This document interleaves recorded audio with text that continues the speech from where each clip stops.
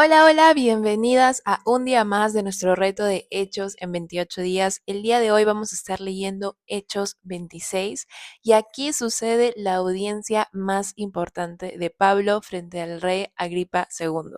Este capítulo nos recuerda que Dios puede utilizar nuestras historias para llevar el Evangelio a más personas. Abramos nuestra Biblia y comencemos. Recordemos dónde nos había dejado el capítulo anterior. Pablo había sufrido un juicio injusto y había apelado al César. Pero antes de ser enviado a Roma, él tenía que pasar una audiencia frente al rey Agripa II para exponer su caso. Ya hemos visto cuál es el linaje del rey Herodes Agripa II, ya hemos visto quién es su bisabuelo, quién es su abuelo, quién fue su padre, y ahora le toca a Pablo exponer su caso y el evangelio frente al rey Agripa II. Leamos del versículo 1 al 11. Agripa II dijo a Pablo, se te permite hablar en tu favor. Entonces Pablo, extendiendo la mano, comenzó su defensa. Con respecto a todo aquello de que los judíos me acusan, me considero afortunado, oh rey Agripa, de poder presentar hoy mi defensa delante de usted, sobre todo porque es experto en todas las costumbres y controversias entre los judíos, por lo cual le ruego que me escuche con paciencia.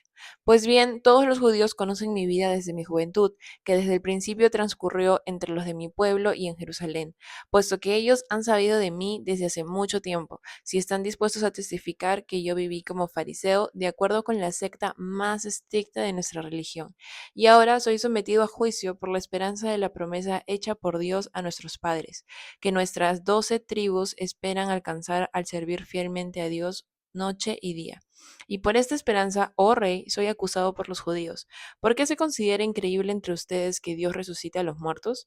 Yo ciertamente había creído que debía hacer muchos males en contra del nombre de Jesús de Nazaret. Esto es precisamente lo que hice en Jerusalén. No solo encerré en cárceles a muchos de los santos con la autoridad recibida de los principales sacerdotes, sino que también, cuando eran condenados a muerte, yo añadía mi voto. Castigándolos con frecuencia en todas las sinagogas, procuraba obligarlos a blasfemar y enfurecido contra ellos, seguía persiguiéndolos aún hasta en las ciudades extranjeras. Pablo empieza su discurso con fuerza. Primero, se le nota complacido de tener la oportunidad de exponer su caso y el Evangelio frente a más personas, y en específico frente al rey Agripa II. Pablo empieza admitiendo y reconociendo que el rey Agripa II era un experto en los judíos y el judaísmo. Y Pablo nos recuerda que él había sido un fariseo celoso, que había participado en muchas cosas, que había dado su voto, que perseguía a cristianos y que estaba muy enfurecido contra los cristianos, todo porque él creía que estaba haciendo lo correcto, porque él no creía que Jesús era el verdadero Mesías hasta que tuvo su encuentro con él. Y esto me recuerda a cómo vivimos hoy en día. La verdad es que sin Cristo en nuestras vidas somos ciegos espirituales y lo que nos puede parecer correcto realmente puede que no lo sea. Continuamos leyendo del versículo 12 al 18. Ocupado en esto, cuando iba para Damasco con autoridad y comisión de los principales sacerdotes, al mediodía, oh rey, y yendo de camino, vi una luz procedente del cielo más brillante que el sol, que resplandecía alrededor mío y de los que viajaban conmigo. Después de que todos caímos al suelo, oí una voz que me decía en el idioma hebreo, Saulo, Saulo, ¿por qué me persigues? Dura cosa te es dar coces contra el aguijón. Yo entonces dije, ¿quién eres, Señor? Y el Señor dijo, yo soy Jesús, a quien tú persigues. Pero levántate y ponte en pie, porque te he aparecido con el fin de designarte como ministro y testigo, no solo de las cosas que has visto, sino también aquellas en las que me apareceré a ti. Te rescataré del pueblo judío y de los gentiles a los cuales yo te envío, para que les abras sus ojos, a fin de que se conviertan de las tinieblas a la luz y del dominio de Satanás a Dios, para que reciban por la fe en mí el perdón de los pecados y herencia entre los que han sido santificados. Pablo aquí empieza a contarles cómo fue su conversión, cómo es que Jesús se le apareció en el camino a Damasco. Y aquí vemos una frase particular en donde le dice, dura cosa te es dar coces contra el aguijón. El aguijón en ese contexto histórico era una vara que se utilizaba para encaminar a los bueyes. Y mientras un buey más fuera del camino quería salirse, más daño se daba contra este aguijón que estaba para redireccionarlo. Entonces podemos entender de que realmente mientras más se alejaba Pablo, mientras más se resistía a creer en el Evangelio, más se estaba lastimando a sí mismo.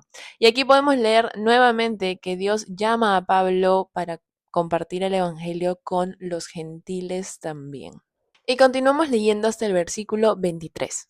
Por tanto, oh rey Agripa, no fui desobediente a la visión celestial, sino que anunciaba primeramente a los que estaban en Damasco y también en Jerusalén, y después por toda la región de Judea y aún a los gentiles, que debían arrepentirse y volverse a Dios haciendo obras dignas de arrepentimiento. Por esta causa algunos judíos me prendieron en el templo y trataron de matarme. Así que habiendo recibido ayuda de Dios, continúo hasta este día testificando tanto a pequeños como a grandes, no declarando más que lo que los profetas y Moisés dijeron que sucedería, que el Cristo había de padecer y que por motivos de su resurrección de entre los muertos, él debía ser el primero en proclamar luz tanto al pueblo judío como a los gentiles. Y aquí vemos que realmente Pablo estaba más interesado en compartir el Evangelio que en su propia libertad. Este discurso estaba compartiendo el Evangelio con todos sus oyentes, más allá de presentar una simple defensa a su caso y a las tres acusaciones que ya hemos visto que le habían hecho. En esta parte del discurso, Pablo hace hincapié en que él no está creyendo en otro Dios, él sigue creyendo en el Dios de sus padres y que lo que él está compartiendo no es diferente a lo que Moisés y los profetas habían dicho que iba a suceder. Terminamos leyendo del versículo 24 al 32. Mientras Pablo decía esto en su defensa, Festo dijo a gran voz: Pablo, estás loco. Tu mucho saber te está haciendo perder la cabeza. Pero Pablo le respondió: No estoy loco, excelentísimo Festo, sino que hablo palabras de verdad y de cordura, porque el rey entiende estas cosas, y también le hablo con confianza, porque estoy persuadido de que él no ignora nada de esto, pues esto no se ha hecho en secreto. Rey Agripa, ¿cree usted en los profetas? Yo sé que cree. Entonces Agripa II le dijo a Pablo: En poco tiempo me persuadirás a que me haga cristiano. Y Pablo contestó: Quisiera Dios que, ya fuera en poco tiempo o en mucho, no solo usted, sino también todos los que hoy me oyen, llegaran a ser tal como yo soy, a excepción de estas cadenas. El rey, el gobernador, Berenice y los que estaban sentados con ellos se levantaron, y mientras se retiraban hablaban entre sí diciendo: Este hombre no ha hecho nada que merezca muerte o prisión. Agripa II le dijo a Festo: Este hombre podría haber sido puesto en libertad si no hubiera apelado a César. Festo interrumpe su discurso y le dice: Hey Pablo, tú estás loco. Y es que no era novedad, o sea, las personas conocían que Pablo era un hombre muy letrado, lleno de mucho conocimiento, sabían que Pablo no estaba loco, pero lo que estaba diciendo les era locura para ellos. Y aquí se cumple mucho lo que la Biblia dice, ¿no? Que la palabra de Dios es locura para el mundo. Pero luego el discurso de Pablo cambia de dirección y se va de frente al rey Agripa. El rey Agripa creía en la ley de Moisés, creía en los profetas, entonces, entre comillas, o se podría decir que no tendría nada para no creer en Jesús como el Mesías. Pablo sabía esto y por eso es que le hace la pregunta directa. Le dice: ¿tú crees? Y al final termina diciendo: yo sé que crees. Pero ¿cuál fue la reacción del rey Agripa? El rey Agripa le dice: por poco y me convences. Lamentablemente ese por poco no es suficiente para recibir la salvación, no es suficiente para recibir el Evangelio. Y el rey Agripa II no fue capaz de tomar la decisión de salvación en ese momento.